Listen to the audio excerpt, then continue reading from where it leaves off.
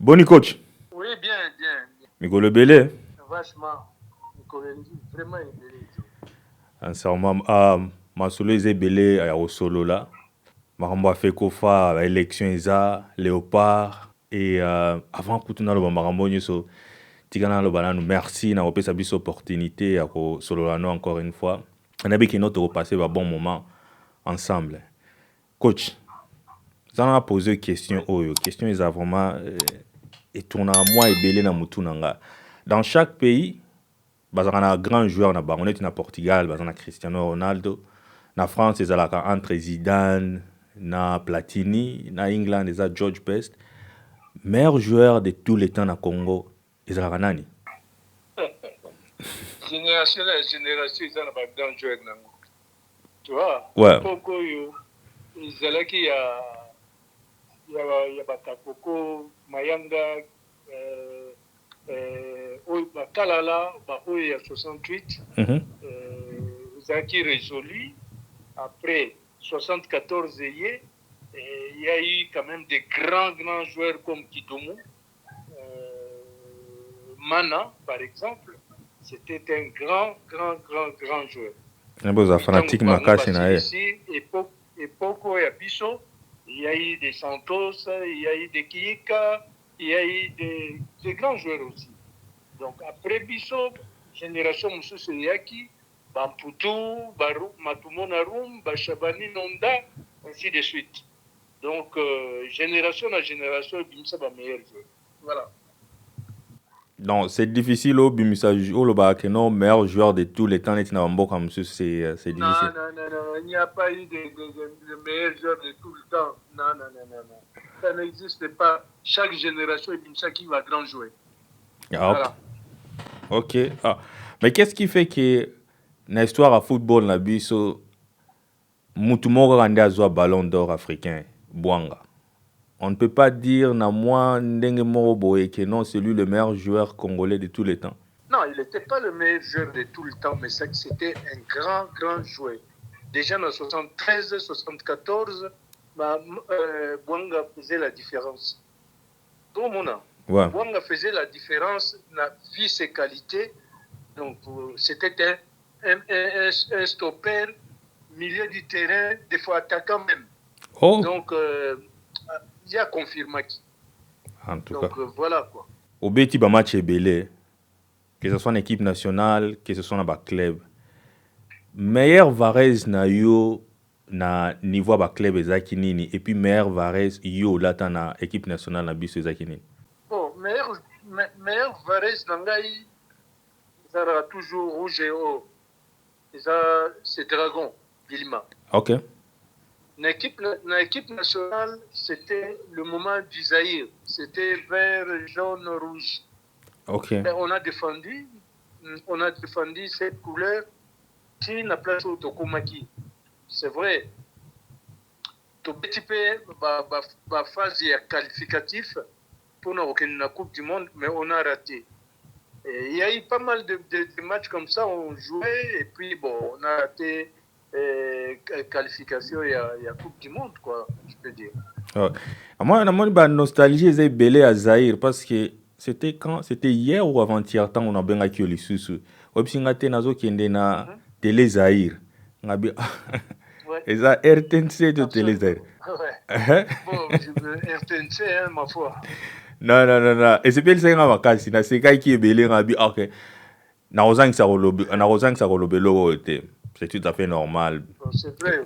Oublie, hein, donc on a connu les deux côtés, hein. RTNC na télé Zaïre, hein. Donc voilà quoi. Non, la nostalgie, t'as que changer tes histoires et ça histoire.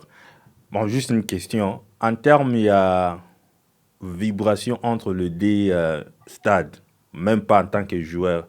Yo, vous avez une expérience on a au côté, que ce soit en tant que fanatique ou en tant que joueur, entre le deux stades. Stade ni formande et ça. Nice. Vraiment, il y a danger. Vraiment, il y a danger. La vibration, vraiment, il y a danger, Joe. Ok. Parce que, donc, du temps où Bimika dans le stade où je suis ganga. Vous comprenez? Oui. On a compris que je suis ganga Dieu des ballons. Kakoko. ozoka. Mhm. Donc bamayanga ainsi de suite. Donc vibration ezalaki bon lelo yo so balobi football na biso ekiti bon c'est vrai supporters bazoya sur stade ndenge bazali koya na époque na biso te. Donc c'est ça qui est dommage quoi. Parce que c'est un plus ceux qui supporters bazoya na stade. Bajoueur baoluka babeta bien po bayebi ke 12e homme azali. Mais lelo ekomi stade ekomi polele donc ouais. Raison eza nini ke bato bazwa susu na stade te à part tomisa aspect politique babiloko oyo bosali awa ya bawinner donc baje ezobetama bazopréféré bakumbisa Bayern bakumbisa Real de Madrid bakumbisa Barcelone baje wana ezobetama sikoyo bango nyonso tu bafocalize na bafootball européen oyo ya biso bakomi konéglige yango bazopréféré bakende otala match na télévision na bapari na bango bazobeta ya bamatch wana alors yango eperturbe moke mais tozongisa ngo mais coach nga na otika ote oloba eloko sanke na aloba eloko moko soki tozwi temps ya bakidumu parce que yo ozala fanatique monene na kidumu il y avait du talent soki tozwi temps na bino talent ezalaki bajoueur baza kobeta bale tokosela kaka topesa kaka charge wana te na bawinner tolobela mpe aspect mosusu ke talent mpenza eza mpenza ebele lisusu te.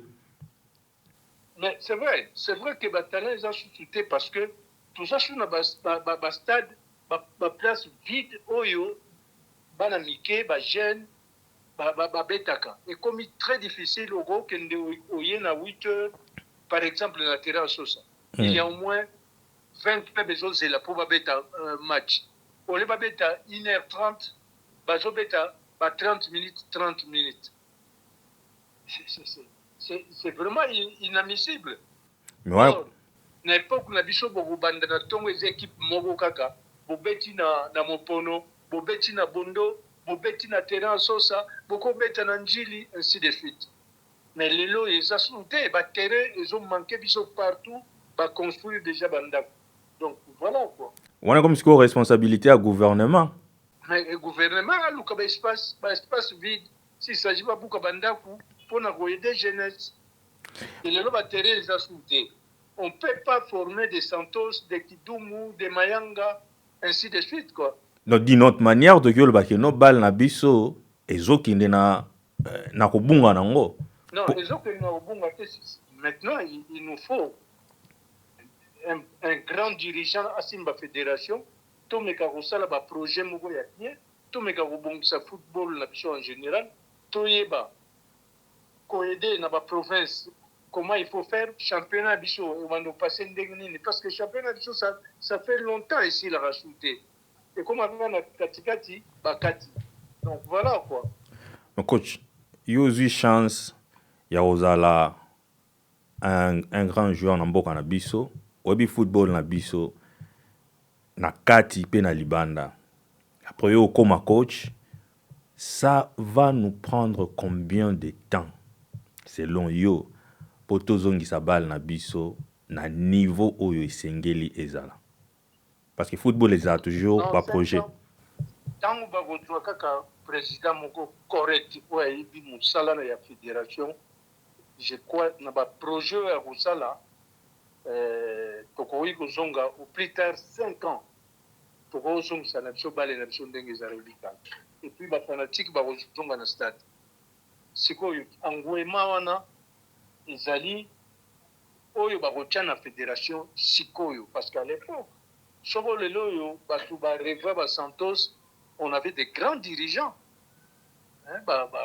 totali banozi mwamba même constant un grand dirigeant aussi tozwi comment il s'appelle encore oyo azalaka na onatra nani grand président de la fédération. Donc on a connu vraiment des dirigeants très très corrects. Parce qu'on a un bon côté, mais sikoyo nde lelo ekomi yango nomoni tozoluka tovote mutu moko très correct asimba fédération wana biso sikoyo totya ye maboko eloko mosusu nangi nabakisa par rapport ya expertise yo oza nango rôle nini nde omoni kino yo okoki kojouer na 5 ans oyo ezoloba po football na biso ekende liboso soki tozwi dirigeant bien conseiller auprès de la fédération Roger Mila ye wana il est ambassadeur na Cameroun barespectaka ye akokota na fédération boye il a un mot à dire akokende na ministère boye il a un mot à dire mais pourquoi pas chez nous? Ah, sincèrement. Pourquoi pas chez nous? C'est ça que je me pose des questions. Hein? Bah oui, nous-mêmes, tout le monde, il y a Makashi, il y a ambassadeur. Après, il y a. On se comprend. Là, nous guérons et silité, si on va péter, il faut passer la front Makashi. Parce que c'est vrai, à l'époque, tu as habité la Coupe du Monde, en 74. Tu as habité. Tout à fait. Le plus gros score, Bachabiso, c'est 9. Oui. Alors, mais c'est quoi, Bapetio, Banana Biso Oyo, j'espère que Barocha Babimbaloyo, parce qu'ils n'ont pas foi aux yeux. Bayebi ke ba okendo bunde la nation. Bangomo bayebi ke bazana revanche au Barosala. Tout le monde n'a pas chez les Bosso, mais cette fois-ci, Banoyo va sauver Biso. Voilà. Oui, l'histoire en Boka na biso, Moro, ils ont tendance à commis répéter. En 74, avant 74, avant Tommy qualifié, football na biso, ils ont matamakasi. Résultat, où il est en 74, ça là que non, après on a football na biso, poum, et là on a et puis bino, comme ba victime, il y a Makamboleka na 74, mais Bobundi. Je pense que nous avons fruit à travail na bino, yango baleki na bino, na bana na bino lelo, pas mieux retrouver na Coupe du Monde. Et loro, yeah, place nazo lingana chité za nini. Lelo football na biso, na remona yango quand même ça va, Tommy qualifié na Coupe du Monde, élection ya na fekofo ezo sale makala mingi te. Na remona yango que non, les choses ça va. Mais ceux qui n'est toqué na Coupe du Monde et qui est simbité. Kobanga nanga ezaki non, est-ce que tu me retrouver dans la même situation sous que après tu es côté sous une période moro sombre? Non, c'est pas cette fois-ci je crois pas parce que bananio faut tout ba binationaux on a ba congolais niche. C'est qu'il faut préparer ba joueurs locaux ba sangana na ba binationaux total équipe ni to sala mais il faut que championnat na biso e matalikolo toujours c'est la Messi ni yango akoya pour amatsa football na biso c'est ça rêve à Santos yango donc c'est vrai na Congo on a du talent mais comparé avec binationaux il n'y a pas comparaison bana wana baza déjà expérimenté babeti na bamindeli yango nazolo baki lelo yo bana wana j'espère. Quand tu regardes le 9-0, il n'y avait pas aucun professionnel. Mais les lots, il y a des professionnels, attends, il faut qu'il 500 dans le monde. Donc, on a le droit. Il y a aussi là quelque chose. Parce que Baza, vous n'allez jamais complexé envers Bamindele. Donc, voilà quoi. Quand tu as 3 matchs, match na biso alibossé contre Portugal. Deuxième match, ils allaient contre Colombie. Et puis, troisième match, ils allaient contre Ouzbékistan. En tant que coach, match ninde ozomona ke eza match moro eza un peu compliqué pour Nabiso. Tous les matchs, hein, je crois. C'est pas pour rien l'équipe surtout ils ont qualifié la Coupe du Monde. C'est l'équipe surtout on est à Makassi. Il faut se méfier na bango. C'est vrai, Portugal a une expérience, ils ont un grand joueur dans le monde. Mais on peut surprendre aussi cette équipe. Tout est possible dans le football. Tous les bana oyo baza ko monter en puissance. Donc je vois mal bakambo ke no banga Cristiano. Non, babeta championnat moko donc bajoueur baza ebele na équipe nationale, mais maintenant baza na orgueil ya kobeta coupe du monde, bayeba ke non, cette fois-ci on va marquer ne fût qu'un but, makambo pour la 9-0 ezala cité, donc voilà quoi. Pour bakongolais ebele baza na tendance à koloba ke non tokobeta Ouzbékistan. Non, tout bamatch nyonso ya pasi, bamatch nyonso ya pasi. Par rapport à équipe na biso yo oza coach eloko nini nde ilfaut tosala mpo toaméliorer équipe na biso ezala makasi place ni to bakote nini nde omoni ke non en tout cas côté oyo eza mwa bafaiblesse na biso? Non, mais moi je pourrais dire que attaque faut pas rajouter quelques joueurs. En milieu na biso c'est pas mal. Défense na biso faut rajouter quand même 2 ou 3 joueurs. Je crois qu'on peut aller loin. Parce que ce que j'ai vu, j'étais au Mexique. Na monaki comment est-ce qu'on a joué. Donc je crois que va rajouter quelques pions, nous allons bien. Pour rajouter au moins, bon, et que ça nombre à combien? 3, 4 ou moins que ça? Bon, 4 c'est bon. 4 déjà c'est bon, ou 5 maximum. Ok. Pendant que entraîneur il y a Newcastle, Batunier pour na Wissa, abi le fait que non abeta qui pre-season te, a na difficulté à commis adapter na rythme oyo équipe ezobeta. Et a eu na tala équipe information ya coach alobi équipe eza presque ya okoka. Alobi te que no équipe ekoki mais abi eza presque ya okoka. 2 ans d'expérience, il y a cause à la coach, cause à la joueur, adaptation peut ils aura temps. Surtout baki si ba joueur est belé et qui créer mon boulot te. Non, c'est vrai que bano ensemble nous ba oumeli ba beta ensemble on a ba yebani. Mais un plus ce que ezali ça fera toujours du bien. Ba ko exagérer na 10 joueurs parce que ba sali qualification na bango bolongola bango boy. Il ne mérite pas ça. Hein? Mais ne fût-ce que rajouter 3 4 joueurs, ça vaut le coup. Parce que sur un joueur comme Mayulu à Paris Saint-Germain, on a besoin de ces garçons. La qualité à Zanango, je crois qu'il peut nous faire du bien. Donc voilà un peu. Élection yango ezo ya kala mingi te. Fona tuna okaka. Ceux qui peuvent répondre en côté ça va. Candidat nini nde ozomona ke non aza candidat oyo que le meilleur gagne. Oya ozala makasi, oya akomema projet ya malamu. Na koyebisa kaka ba votant bacha mutu wana. Voilà. Ah, ok. Mais bon, jusque là nan toyebi. Pardon? Ngana na lobite na koloba le moment opportun. Que le meilleur gagne. Que le meilleur gagne. Alors, souci na biso zaki no football na biso ekinde liboso. Coach yo zaki 10. Yeah? Position préférée na yo na tamula yo beta ki zaki comme un milieu offensif.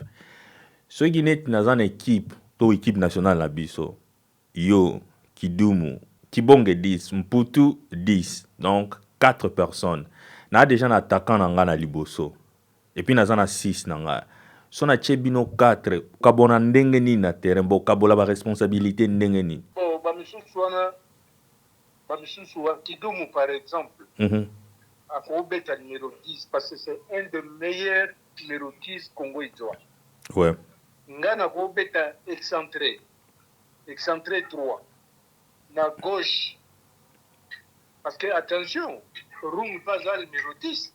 Roum a Kobeta excentré gauche. OK. Mputu milieu 8. Milieu offensif. Voilà un peu ndeni pour utiliser ba 10 wana. Yo qui na droite. Rouma est na gauche. Ngana qui na droite. Mputu a comme 8. Yeah, Mputu a comme 8. Mputu est 8. Na 10 ba Kidumu. Est-ce que le baké non on est que ça la presque on a niveau offensif et que ça presque meilleure équipe na biso.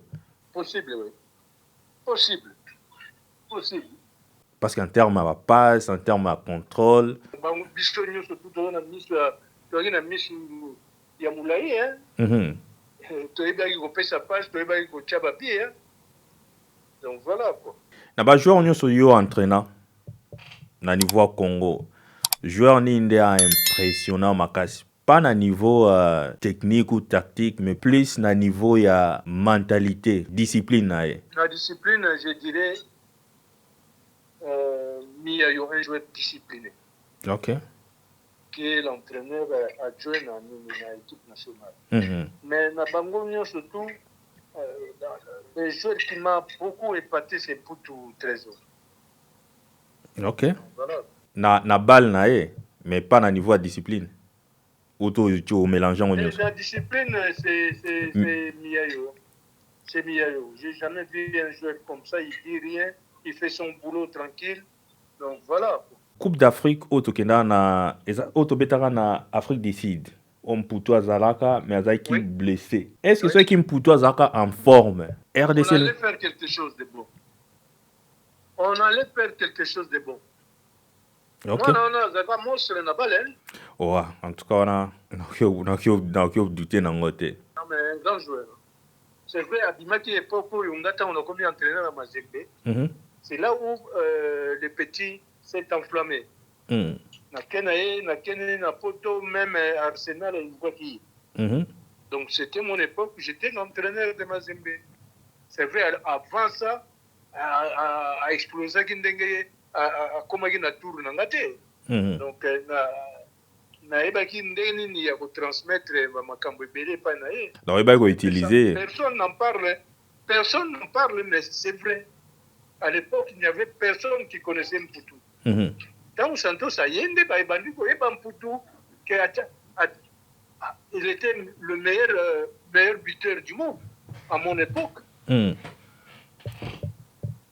voilà quoi. Obi chaque pays a une philosophie nango ya balle. So ok na Italie, baza na cadenaccio, et pas na biso en Angleterre, ba football nango na France, na Brésil, na Argentine. Philosophie à football congolais à Rani. Spectacle. Nous, on adore ça. Dribbling, ainsi de suite. Si on emballait pas mal de supporters, c'est un spectacle où nous sommes là sur le terrain. C'est pas comme les Allemands. Donc, Bango, Bazana football et engagement. Mais Bisso, c'est un peu brésilien, quoi. Merci, Naropé Sabiso, opportunité. En tout cas, bye. Allez, merci.